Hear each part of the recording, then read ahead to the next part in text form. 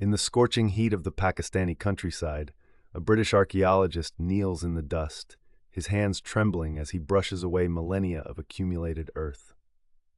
The year is 1921, and John Marshall has just uncovered something that will rewrite the history of human civilization. Before him lies a perfectly preserved street, paved with fired bricks, complete with an advanced drainage system that wouldn't look out of place in a modern city. What Marshall doesn't yet realize is that he has stumbled upon the remnants of one of humanity's greatest lost civilizations. Welcome to the world of the Indus Valley Civilization, also known as the Harappan Civilization, a Bronze Age marvel that flourished across what is now Pakistan and northwest India from approximately 3300 to 1300 BCE. This was not just another ancient settlement. This was a civilization that, at its peak around 2600 BCE, covered an area larger than ancient Egypt and Mesopotamia combined, stretching across 1.25 million square kilometers of the Indian subcontinent. To understand the magnitude of this discovery, we must journey back to the early 20th century. The British Raj was in full swing, and colonial administrators were busy constructing railways across the subcontinent. In the 1850s, British engineers noticed something peculiar while laying tracks between Karachi and Lahore.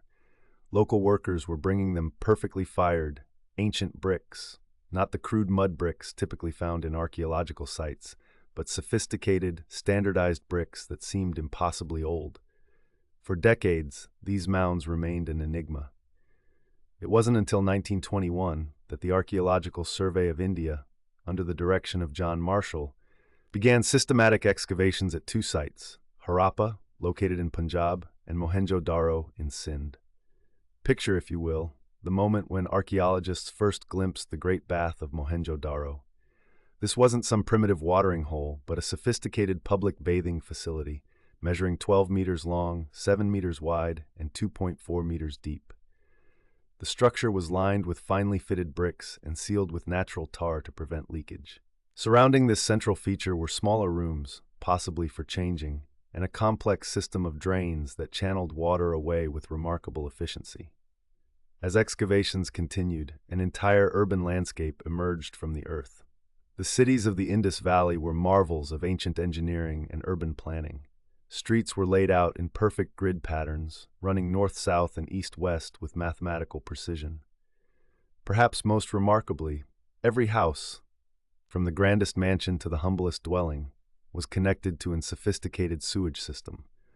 Private toilets in individual homes connected to covered drains that ran beneath the streets, carrying waste away from populated areas. The standardization was breathtaking. Bricks throughout the civilization followed a precise ratio of 4:2:1 in length, width, and height. Weights and measures were uniform across hundreds of settlements. Even the width of streets remained consistent from city to city. As more sites were discovered, Dholavira, Kalibangan, Rakhigarhi, and hundreds of others, the true scope of this civilization became apparent. This wasn't just a collection of cities, but a vast network of urban centers, smaller towns, and rural settlements connected by trade routes. The people of the Indus Valley were master craftsmen and traders. Their workshops produced exquisite jewelry, intricate seals carved from steatite, and pottery of exceptional quality. They worked with copper, bronze, silver, and gold, creating tools, weapons, and ornaments. Trade was the lifeblood of Harappan civilization. Archaeological evidence reveals a network of commerce that spanned continents. Harappan seals have been found in Mesopotamian cities, while Mesopotamian artifacts appear in Indus sites. Yet for all their achievements, the Harappans remain enigmatic. Their script, found on over 4,000 seals and pottery fragments, remains undeciphered despite decades of scholarly effort.